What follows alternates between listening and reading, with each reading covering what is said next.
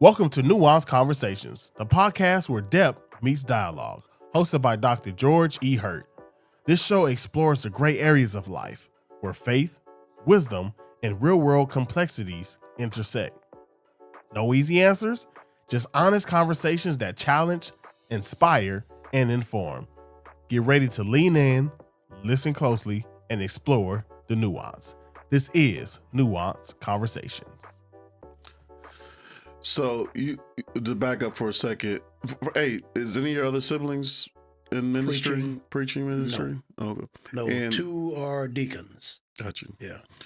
And then you talked about your dad being a narrative preacher, but he would infuse himself into the story. Can you Yes. explain a little bit more about that? I'll give an example. Mhm. And sermonically, he did a sermon called Three Minds at the Red Sea. And his emphasis was it was a mind of the people, mind of Moses, mind of God. Mhm. The mind of the people was to go back to Egypt. The mind of Moses was indecision because he knew he couldn't go back. He's a fugitive. He's brought all of the labor force out of Egypt, Mhm. and he can't go forward because the waves are lapping at his feet. Hmm.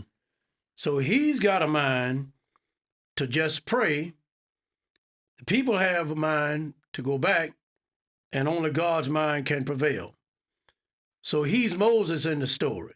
Mhm. He said, guys, we can't go back. And he gives these reasons why y'all can't go back there. And he says, I can't be God because I'm not God. So I'm going to just stand here and see what God is going to do. Hmm. And only God's mind can prevail. So now the people are asking him, so what are we going to do? He says, well, I just got a message from God. He says we go forward. So the people say to him, now this is him narrating his own story. He's Moses. He said, the people are saying, we can't go back there. And we can't go forward. Yeah. He says, hold on, I'm getting another message. God says, we handle the land. He'll handle the sea. And he says, now he just told me to stretch out this rod that I have, and he's going to show us something we never seen before. And he goes all into this. God shows us stuff we never seen before. Say, any of y'all ever seen waters divide? Mm. He said, I'm not talking about when you get in the tub. He said, I'm not talking about when you get in the pool, but I'm talking about a sea here. And he says, I'm gonna see what's to this. He's Moses, right? So he stretches out his rod and he says, he did it again. Yeah. So and Wow. God did it again. So that's the kind of preacher he was. So he In would his- on weekly he would Oh sort of man, create. you sit there and scratch your head. Wow. Where is this guy getting this stuff from? He came and did my anniversary once in Detroit, my pastoral anniversary. And he preached the story of Elijah defeating Ahab and Jezebel on Mount Carmel, right? So after God rains down fire from heaven, well, he says it this way.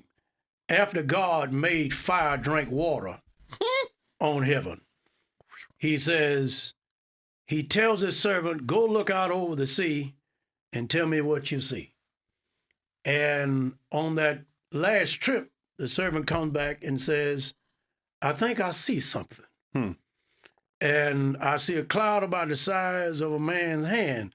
But now he goes into the servants. Now, some theologians or some seminary instructions would contend that this is eisegeting. But in the black preaching culture, it's called imagination Imagination. and poetic expression. And that's the level he was on. So without running the risk of eisegeting, he says, now I sent you back 6 times. You came here with a 0 report. He said, on that 7th time, you come back and said, you see a cloud about the size of a man's hand. Said, now what you think about that? Now he talking, he in the servitor, he's Elijah, right? Yeah. So what do you think about that? He said, it ain't much. He said, well, it wasn't much when the Lord started the world. He said, it wasn't much. He just said, let there be. Yeah. And here comes sun and stars and moon and grass and people and animals. He said, there was a little boy who had a little lunch. He said, that didn't look like much either.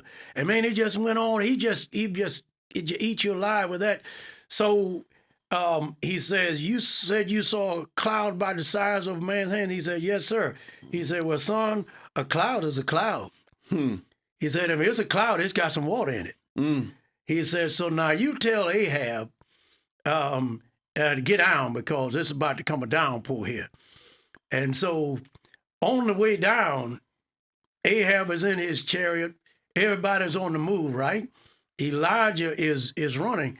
And the text says Elijah runs by the chariot, or he outruns. So they said, where you going, Elijah? He said, I'm running between raindrops. Man, and that was it. The church went it was over. So was he a closer as well? Oh my God, man. If you've heard, there's what we call a giggle in the black preaching tradition. You hear Bernard Mitchell to a certain degree. Now, Mitchell and I came up under the same tutelage. My dad and Fred Chapman, who was a cousin to my father. He was that kind of closer. And once he has just delineated, articulated his discourse, he'd go into that black preacher Africanic, rhythmic cadence. Yeah. And he would shut it down, so to speak. And Lord find a person in their seat if you could. Lord have mercy. Yeah. That's the kind of preaching influence that I had on my life. Yeah. And so the years before you accept your calling, you had, I guess, certain moments where the passion would hit you at different times. You're right. At 19, you just couldn't. You're right. Because, and I'm glad you mentioned that, because at some times I was asking what's wrong with me. Now I never liked using profanity, not that I didn't use it, but it just wasn't me. I never liked the taste of beer, which meant I tasted it. As a kid, I had a childhood friend. His great grandmother was my mother's hairstylist, and she owned several businesses, apartments, hair salon, and she would sell, soda pop and beer and stuff like that. So he would slip and get a can of beer, right? And try to drink. So I took a sip of beer. At that time, I think it was Schlitz. You might have been before your time. Yeah. Schlitz malt liquor beer. And I was, man, this is the nasty stuff. And I spit it out and later tried what they call coolers. You used to call them wine coolers. Yeah, wine coolers, yeah. And for whatever reason, it made my stomach ache. So I drank one. Well, maybe it was just food ate. So I tried another one at another time. Same thing. Okay, I won't be doing this anymore, right? So I just didn't acquire a taste for alcohol. I recall once after track practice, I ran track. Some of the teammates got under a viaduct away from traffic, and one of the guys pulled out a marijuana. So they lit it and they started smoking marijuana. Chat, you want this? And I was always crazy about my body. I was an athlete. I wanted to go and play college ball, make a lot of money, right? So I was always afraid of what drugs and alcohol would do to my body. So I didn't do it. Not that I was holy. Holy, but right. It was just my consciousness. Now, the greater consciousness was, if my father found out about it, he ran the police department, sheriff department, the city council. Everybody was afraid of him because of the kind of power he had. But he was also a strict disciplinarian, not that he was abusive. So I was more afraid of him than I was the police. So I shied away from those kinds Makes sense. I guess, vices. Yeah, Yeah. that's interesting. Like Yeah. you had this feeling like, Yeah. what's wrong with me? Yeah, Because I just, and I later came to know that it was God in my life. Every path that I was on that could have been in the wrong direction, it was always. I did my spiritual autobiography, and you know, when you do your spiritual autobiography, you write about every person, everything that happened to you in your life, good and bad. And while reflecting and writing, you know, it turns out that there was always somebody to redirect me in a different oh wow, direction. Some incident happened that caused me to think otherwise or do otherwise. And that's a lot of what put me on this, I would say, this road to understanding what my calling to preach was about. Yeah. Mercy. Yeah. So once you start preaching, are you preaching regularly, or you're more just a student and coming home and preaching? What is the migration of I immediately became an itinerant preacher right away? because of my father's relationships with other pastors. I recall at one National Baptist Congress, I believe in Pittsburgh, and my father was quite popular around the nation. He never got his opportunity on the national platform to preach, but he came up. My father was licensed at Convent Avenue Baptist Church in Harlem, New York, and he served under the late Dr. Walter Harding at St. Luke Baptist Church in Harlem. So he was around Dr. Sandy Ray, Gardner Taylor, B.J. Burson, Proctor, those guys all the time. Ivory Moore, who used to be the devotional leader for the Pastors and Ministers Division in the National Baptist Congress and Convention. So by him being an understudy and protege of those men, you know, he began to interact with those men. So by him, and then he later moved back south to Mississippi. This is during your childhood or before This is before I was born. Okay. So when he moves back to Mississippi, he begins pastoring churches. I think he pastored at one time 5 different churches at one time. So this new thing about, you know, one church, 20 locations, all this is nothing new. It's just a new era. Nevertheless, by him having established relationships with pastors around the nation, those pastors called me to preach for them. If it was on a Sunday or if it was in a revival. Now, I'm still learning how to preach, right?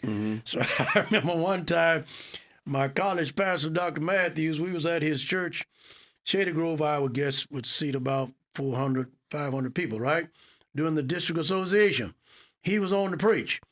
So I'm sitting next to him in the pulpit. So they're singing Amazing Grace. They get to through many dangers, toils, and snares. He reaches over and taps me on the knee and says, "Okay, boy, get ready to preach." Scared me to death. And I got up and, did what I did. And, the old man, you had a way of getting up, preaching behind you, making remarks, to set it right, to get his house back. So, but that's the kind of environment I grew up in as a young preacher because of his relationship with other pastors. I was doing revival, I guess my earliest years, 5 revivals, maybe 10 revivals a year. And I guess coming into my own, I started pastoring 1 year later.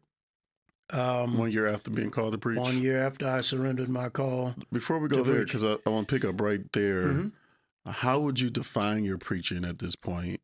Topical? Is it just kind of doing what your dad did? How are you crafting sermons at that point? Most of my sermons are expository. Every once in a while, I'll do an inductive sermonic expression. And you know the difference in inductive and deductive. Because I like the way inductive preaching unfolds in the likes of a Gardner Taylor or a Samuel Proctor or a Otis Moss Jr. I like its effectiveness. If I could get away with saying challenge, the challenge is most congregants now are used to hearing expository preaching, movements in a text, what some traditionally call point one, point two. I don't like to use the word point, but matters of emphasis throughout a sermonic discourse. But most of my preaching is expository preaching, and occasionally I would drop some narration in the discourse. Are you thinking through that formally as a term back then, or is it just something you doing naturally? Like, when does the term expository preaching enter into your lexicon? Probably during my times attending the Congress, listening to guys like A. Lewis Patterson Sr. And I began hearing guys like R.A. Williams, Robert A. Williams, emphasize the word expository. Right. And then expository preaching conferences began to surface late 1980s, early 90s, perhaps. So that nuance or genre, if you will, of sermon delivery, from my vantage point, seems to help people hold on to the message better. Yeah.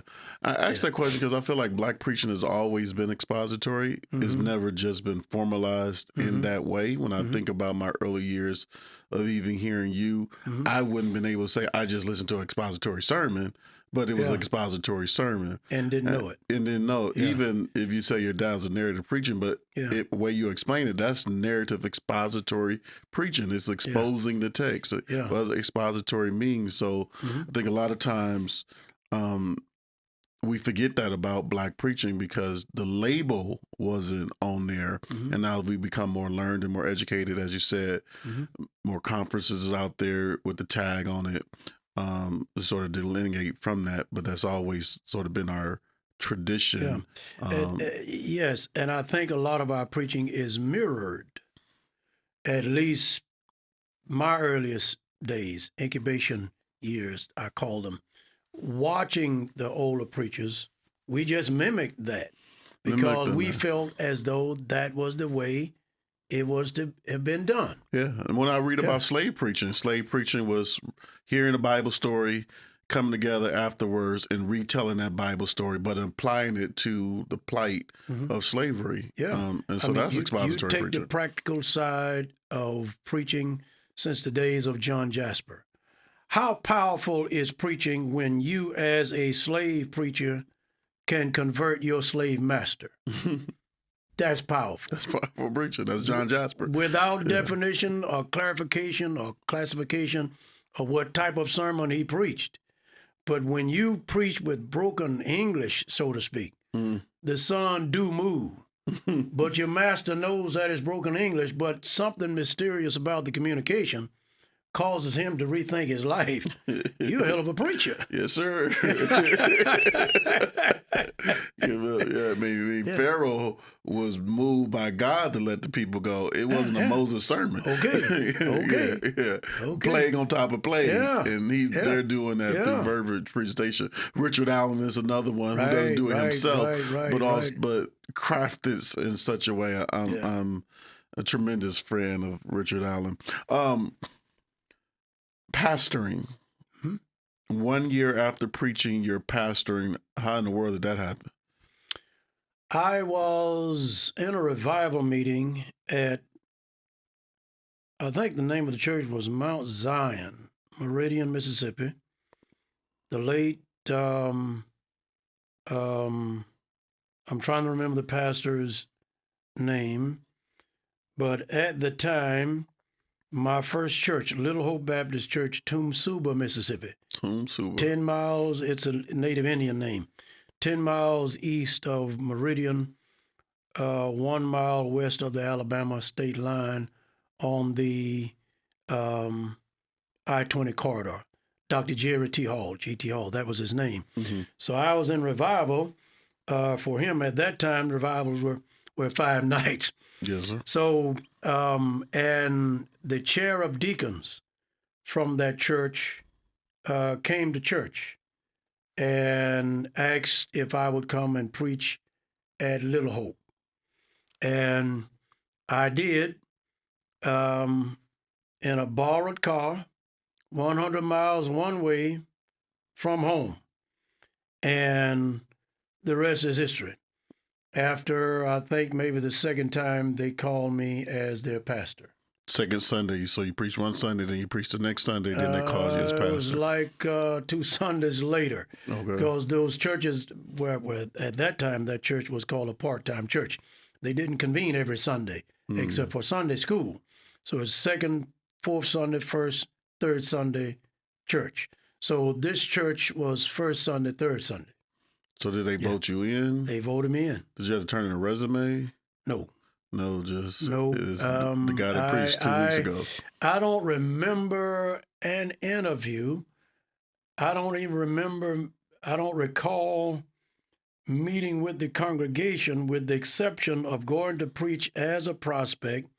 They called me, and under the advice of my father and my college pastor, Dr. Matthews, Dr. Porter, go sit and talk with the people now, and they had to teach me about getting a budget together and a counter proposal for a pastoral package, etc. So, and when I presented that to them, they voted it up, and I stayed there for 5 years until 5 I years. left there and went to Detroit. How was those 5 years?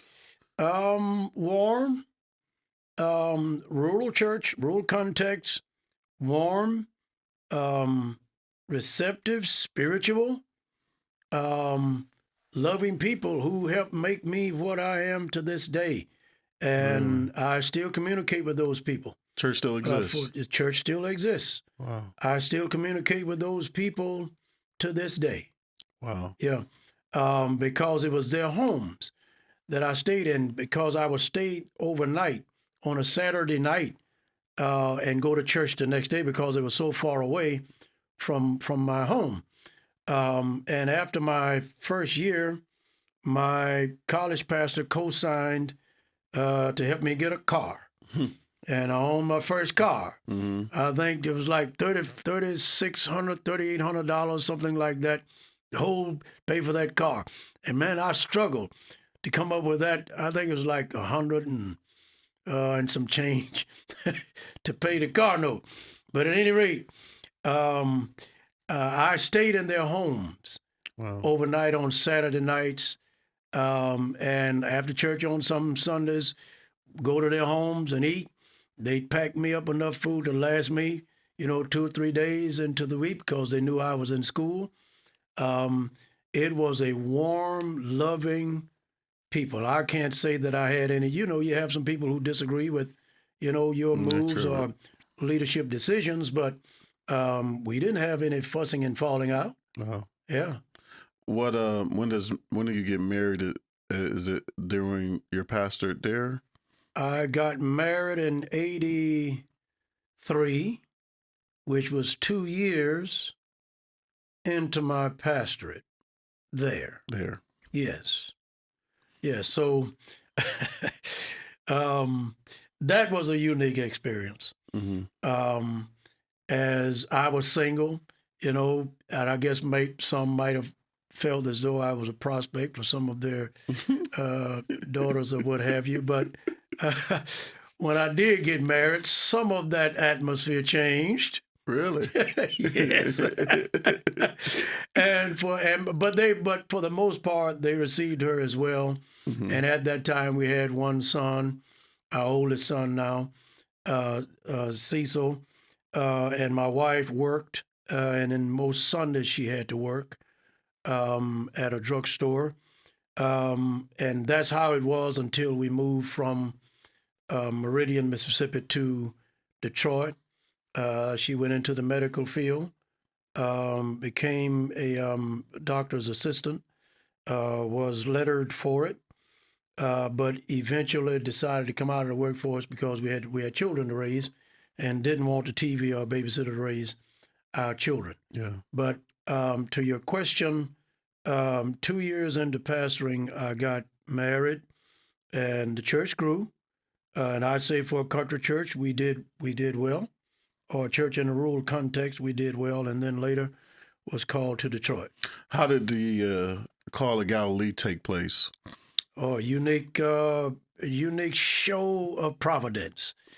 I was in attendance to the East Mississippi Baptist State Convention at Owens Chapel Baptist Church, Columbia, Mississippi, pastored by none other than the Reverend Richard Sylvester Porter, that same pastor, the civil rights, influence in East Mississippi. And during the week of the East Mississippi State Convention, there is what is called J.S. Jackson Night, a night that honors the late Dr. Joseph Harrison Jackson, who was president of the National Baptist Convention at that time, and in his honor of being a native of Mississippi, they would have a J.S. Jackson Night and invite the National Convention president to preach on that night. So at that time, Dr. Dr. Jemison, who had become president, I think, in 1984, was the guest preacher. And for whatever reason, he couldn't come. So he was going to send Vice President Henry Lyons. And while on the way, Dr. Lyons, for whatever reason, couldn't come. He had to go back to Florida. So the leader for the women's auxiliary, Miss Alma Barnes, who used to live in Laurel, Mississippi, recommended Dr. T.C. Simmons, Theodore Cornelius Simmons, who pastored Messiah Baptist Church in Detroit, who at that time had the largest Christian education week in the United States at that time. He would invite the likes of a Franklin Richardson, Amos Jones, and the list goes on and on and on. At any rate, by him, Dr. Simmons used to pastor in Laurel, Mississippi, she said, I recommend Dr. Simmons come. So he consented to come, right? So he flew from Detroit to Jackson, and however he got to Columbia, he got there to that church. And the noonday service, I was in the back of the church. The preacher who was scheduled to preach didn't show. And Dr. Porter, who knew my dad, didn't know me as well, with the exception of my church coming into the East Mississippi State Convention, sent a message back to me saying, Little Chapman, you got to preach today. I want you to preach today. The noonday preacher didn't show. Okay? So now I get a chance or an opportunity to preach in the state convention. Now that was big, you know? So after I preached, Dr. Simmons was there. He came in a little while before the sermon. When I finished, we went back to Dr. Porter's office because he was to preach that night. We got acquainted. He said, young man, and I had to go to class the next day from Columbia back to Jackson. He had to get from there to Jackson, catch a plane to go back home after he preached that night. So he said, if you don't mind, if I catch a ride with you back to Jackson tonight. I said, sure, Doc, I'd be honored to take you back. And on the way from Columbia to Jackson, he invited me to do his revival in Detroit. So I started on a Sunday, ended on a Friday. The second year I went back, between the first and the second revival, my predecessor had passed away. He knew the widow and called her and invited her. I got a young preacher I want you to hear. Predecessor Galilee passed Galilee. away. Got you. Yes, my predecessor. She came, she went back, she called the chairman of deacons. He came, he went back. He called the deacons third night. They all came. Fourth night, the pulpit committee came, invited me to meet with them. Fifth night, we meet in Dr. Simmons's office with the pulpit committee. They invite me to come to Galilee. After, I don't know how many times, I think the second time I went, they called me to be their pastor. I was in the woods hunting that night. and it was a snowy night in Detroit. I mean, a very, very big. You know about Detroit winters. Yes, sir. It was a snowstorm, but those people came out in a snowstorm and voted me in as their pastor. And I recall one of the deacons who was running the committee, heading up the committee, called me as I came into the house. We was in an apartment at that time. My wife said, "You got a call from that deacon up there in Detroit." She didn't know his name, and I called him back. He said in a very light voice, "We want to welcome you as our pastor," and the rest is history. Now, my opening statement was to show you blatant providence in this predicament. Dr. Simmons was not scheduled to preach. I was not scheduled to preach. But that's just how God worked it out. Mm. So that he would be there and I would be there in the same space at the same time, invited to Detroit and later invited to Galilee. And now I'm about to celebrate my 40th year in 2025. That decision, it was a no-brainer. Was it because you've been living in Mississippi your entire life? No. What did you know about Detroit? What about your wife? I did not want to leave home. Mm-hmm. I was doing good. I had 2 good country churches. We were doing all right. I was around my family. So you started pastoring a second church? Yes. Okay. I was called to Mount Pisgah Baptist Church in Jenkins, Alabama in 1984. Preached there on a Sunday. The chair of deacons asked everybody to stay. He said, "Ladies and gentlemen, we don't need to look no further. Us got our pay." And he said us. He said, "Us got our pastor right here." Y'all, yeah, and he said, "Y'all want to vote right now?" And everybody said, "Yeah." And they voted unanimously. How many years were you pastoring? Just one. I was pastoring Little Hope since '81. So and I 3 started years pastoring that church, Mount Pisgah. 3 years later. In 80, so there'll be first and third and second and fourth? That's correct. Okay. That's correct.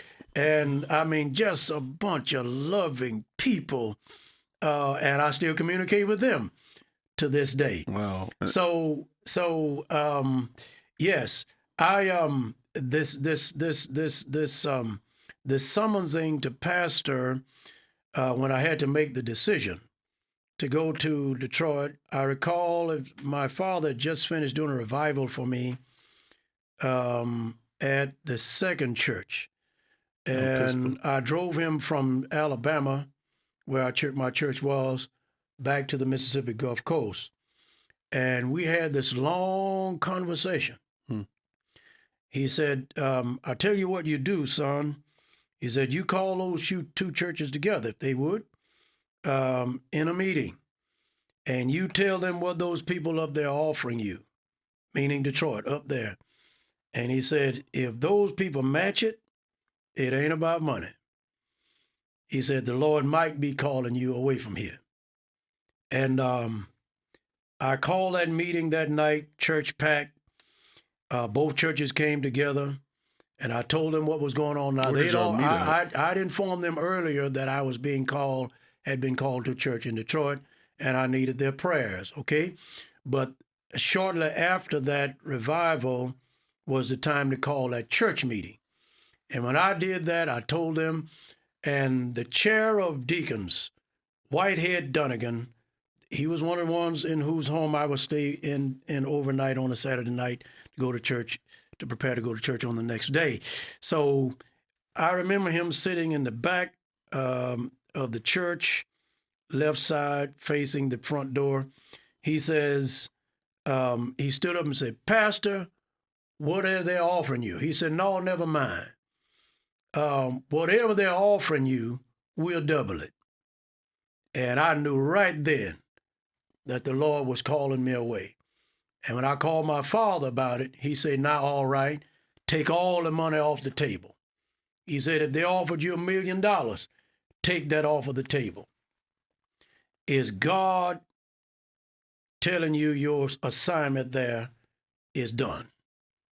And the rest is history. And I just, man, and the day I had to leave those churches was a funeral. And I would hate to see you have to leave a church, because you back your car in on that day and you take about 4 or 5 handkerchiefs because you won't finish the sermon. That's just how close we had gotten. And it just broke my heart to have to leave them. And I never finished the sermon, neither one of them. Yeah, it was too emotional. And but I still have the relationship, and thank God we still keep up with each other. But that's how Providence did this, and that was one of the means by which my wise counsel helped me to make the decision to leave where I didn't want to leave, to go to where I am now. How did your wife feel about all that? And it's just Cecil at that point? Cecil was about 3 years old. He was a baby then. 3 years old. She handled it well, and I recall asking Dr. Simmons, in fact, about how should I handle my wife, deal with my wife, in that she's got to leave her family too. Yeah. She's leaving a job. Yeah. And I remember his words vividly, standing at his door at his home. He said, in an old casual, "Oh, son," he said, "the Lord gonna take care of that. The Lord will speak to her just like he's speaking to you." It's just like it wasn't anything to it. He said, "The Lord handle it. The Lord speak to her just like he's gonna speak to you." And when I sat down with her, she said, "If that's where the Lord's telling you to go, then that's where we're going." Thank you for joining us on Nuanced Conversations. We invite you to return next week as we continue this dialogue. Be sure to subscribe so you never miss an episode, and share this conversation with others who may find it valuable. Until next time.